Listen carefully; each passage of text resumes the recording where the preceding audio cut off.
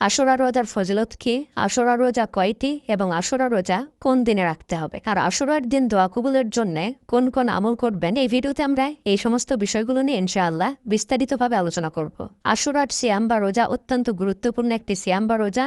এই সিয়াম কোন দিনে রাখতে হবে, কয়টি রাখতে হবে, সে বিষয়ে আমরা অনেকেই জানি না। পুরো বছরে মাত্র একবার আশুরার সিয়াম রাখতে হয়, আর এই আশুরার সিয়াম রাখতে হয় মুহররম মাসে। এই আশুরার সিয়াম এত বেশি গুরুত্বপূর্ণ কেন, সেই বিষয়টা যদি আমরা একটু সংক্ষেপে জানি তাহলে বুঝতে পারবো যে আশুরার দিনটা কতটা ফজিলতপূর্ণ দিন, বা আশুরার সিয়াম কতটা ফজিলতপূর্ণ বা কেন ফজিলতপূর্ণ। আশুরার সিয়াম বা আশুরার দিনটি গুরুত্বপূর্ণ হওয়ার পিছনে সবচেয়ে বড় যে কারণ, সেই কারণটি হচ্ছে হযরত মূসা আলাইহিস সালাম। আমরা জানি পৃথিবীর মধ্যে সবচেয়ে নিকৃষ্ট, জালিম এবং অত্যাচারী মানুষ হচ্ছে ফিরাউন। এই ফিরাউন হযরত মূসা আলাইহিস সালামের উপরে বিভিন্নভাবে অত্যাচার করেছিলেন, তার উপরে বিভিন্নভাবে জুলুম করেছিলেন, তার কওমের উপরও জুলুম করেছিলেন। আল্লাহ সুবহানাহু ওয়া তাআলা হযরত মূসা আলাইহিস সালামকে ফিরাউনের কবল থেকে মুক্তি দিয়েছিলেন, তার অত্যাচার থেকে মুক্তি দিয়েছিলেন এই আশুরার দিনে, যার কারণে এই দিনটির এত বেশি গুরুত্ব এবং এই দিনটিকে এত বেশি গুরুত্ব দেওয়া হয়। হযরত মূসা আলাইহিস সালামকে ফিরাউনের কবল থেকে মুক্তি দেওয়া হয়েছিল বলে ইহুদিরা এই দিনে একটি শুকরিয়ার সিয়াম পালন করে থাকে। ইহুদিদেরকে সিয়াম পালন করতে দেখে রাসূলুল্লাহ সাল্লাল্লাহু আলাইহি ওয়াসাল্লাম জিজ্ঞেস করলেন সাহাবাদেরকে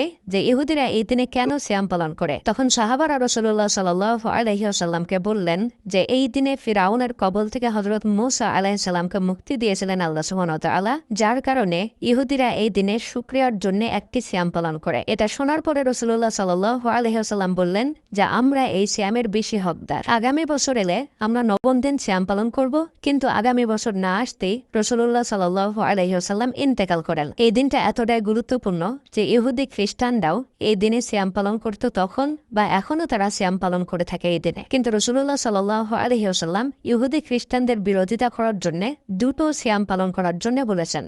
একটি হচ্ছে আশুরার দিনে, আর একটি হচ্ছে আশুরার আগের দিন, অর্থাৎ ৯ তারিখে।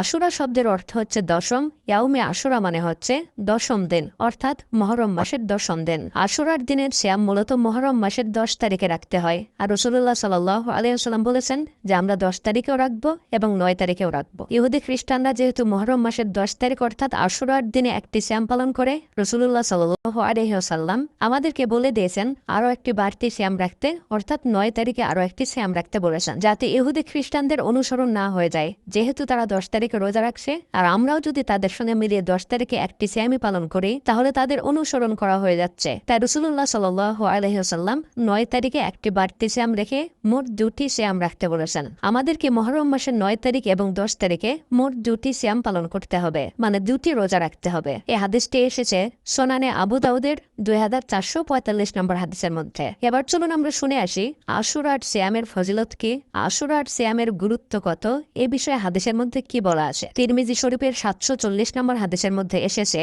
এই হাদিসটি আবু হুরায়রা রাদিয়াল্লাহু তাআলা আনহু হতে বর্ণিত আছে। তিনি বলেন রাসূলুল্লাহ সাল্লাল্লাহু আলাইহি ওয়াসাল্লাম বলেছেন রমজান মাসের রোজার পরে আল্লাহ তাআলার মাস মুহররম মাসের রোজায় সবচেয়ে ফজিলতপূর্ণ। সুবহানাল্লাহ, রমজান মাসের রোজা তো ফরজ, এই রোজা আমাদের সকলকে পালন করতে হয়। এই মাসের রোজার পরে বাকি ১১ মাসের মধ্যে সবচাইতে ফজিলতপূর্ণ রোজা বা সিয়াম হচ্ছে মুহররম মাসের সিয়াম বা রোজা, এবং এই মাসকে এই হাদিসের মধ্যে উল্লেখ করা হয়েছে আল্লাহ তাআলার মাস হিসাবে। শাহরুল্লাহ মানে হচ্ছে আল্লাহ তাআলার মাস, শাহর মানে হচ্ছে মাস, আর আল্লাহ মানে হচ্ছে আল্লাহ, অর্থাৎ শাহরুল্লাহ। চিন্তা করুন, আর অন্য কোনো মাসকে আল্লাহ তাআলার মাস হিসাবে উল্লেখ করা হয়নি, শুধুমাত্র মুহররম মাসকে শাহরুল্লাহ বলা হয়েছে, মানে আল্লাহ তাআলার মাস হিসাবে বলা হয়েছে। প্রশ্ন হচ্ছে তাহলে বাকি ১১ মাসকে আল্লাহ তাআলার মাস নয়?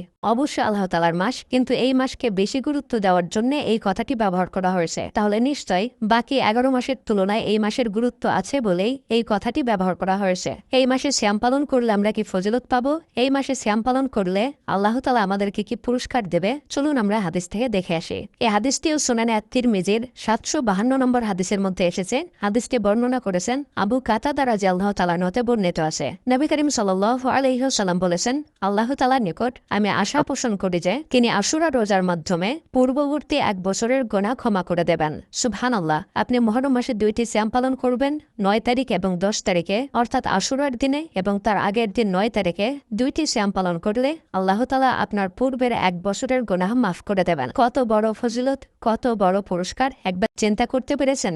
2টি সিয়ামের মাধ্যমে আপনার পূর্বের 1 বছরের গুনাহ আল্লাহ তাআলা মাফ করে দেবেন। প্রিয়দিনী ভাই এবং বোনেরা, অতএব আপনারা অবশ্যই চেষ্টা করবেন মুহররম মাসে 9 তারিখ এবং 10 তারিখে 2টি সিয়াম পালন করার। আর যদি আপনার ক্ষমতা থাকে তাহলে এই মাসে আরও বেশি সিয়াম আপনি পালন করতে পারেন নফল সিয়াম হিসাবে। এবার চলুন আশুরার দিন দোয়া কবুলের জন্য কোন কোন আমল করবেন। আশুরার দিন দোয়া কবুলের জন্য যে আমলটি সবচাইতে বেশি করবেন সেটি হলো দরুদ শরীফ। এই দিনে যেহেতু সিয়াম বা রোজা রাখছেন, সেই সাথে আপনাকে অনেক বেশি দরুদ শরীফের আমল করতে হবে। যত বেশি পারবেন তত বেশি দরুদ শরীফের আমল করবেন। কতবার করতে হবে সেটা নির্দিষ্টভাবে বলছে না, তবে যত বেশি পারবেন তত বেশি দরুদ শরীফের আমল করবেন। দ্বিতীয় যে আমলটি সবচাইতে বেশি করবেন সেটি হচ্ছে ইস্তেগফার। অনেক বেশি ইস্তেগফার করবেন। ইস্তেগফারের মাধ্যমে দোয়া কবুলের রাস্তা অনেক বেশি প্রশস্ত হয়ে যায়। তাই এই দিনে অনেক বেশি বেশি ইস্তেগফার করবেন। ফজরের পরে সূর্য ওঠার আগে এই মুহূর্তটা অনেক গুরুত্বপূর্ণ সময়। এই সময়ের মধ্যে আপনি 2000 বার ইস্তেগফার করবেন প্রতিদিন। মানে ফজরের সালাত আদায় করলেন, তারপরে সূর্য ওঠা পর্যন্ত এই মধ্যবর্তী সময় 2000 বার ইস্তেগফার করবেন। যদি 2000 বারের বেশি পারেন তাহলে 2000 বারের বেশি করবেন, আর এর চাইতে কম হলেও সমস্যা নেই, চেষ্টা করবেন একটু বেশি করার। এরপরে আসর থেকে নিয়ে মাগরিব পর্যন্ত এই সময়টাতে 3000 বার ইস্তেগফার করবেন। আসর থেকে নিয়ে মাগরিব পর্যন্ত, অর্থাৎ সূর্য ডোবার আগ মুহূর্তে এই সময়টা অনেক গুরুত্বপূর্ণ সময়। তাই অবশ্যই এই সময়ের মধ্যে ইস্তেগফার করবেন কমসে কম 3000 বার। 3000 বার চাইতে কম করলেও সমস্যা নেই, তবে বেশি করার চেষ্টা করবেন। আর রাত্রে ঘুমানোর সময়, রাত্রে ঘুমানোর আগে এই সময় 1000 বার ইস্তেগফার করবেন। সুন্দর মতো ওযু করে বিছানাতে আসবেন, তারপরে 1000 বার ইস্তেগফার করবেন। তারপরে ঘুমানোর আগের যে সুন্নাত আছে, যে দোয়াগুলো আছে, সেগুলো পরে ডান কাতে ঘুমিয়ে যাবেন। এরপরে ফজরের আগে অর্থাৎ শেষ রাত্রে উঠবেন। যখন রাত্রে শেষ তৃতীয়াংশ বাকি থাকে তখন উঠে যতটা পারবেন তাহাজ্জুদের সালাত আদায় করবেন।